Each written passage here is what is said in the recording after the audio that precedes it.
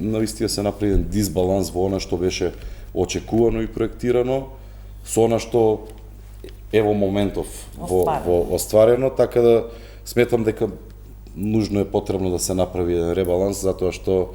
никој не знае, ниту бевме спремни, ниту па знаеме до кога ќе трае оваа криза, мораме да реагираме што е можно побрзо. Скоро 2/3 од предвидениот буџетски дефицит е потрошен, ни остануваат околу 200 и повеќе од 200 милиони евра за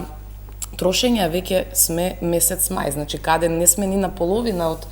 годината. Од друга страна, самиот месец мај, почетокот на месец мај создава соодветни ценовни притисоци.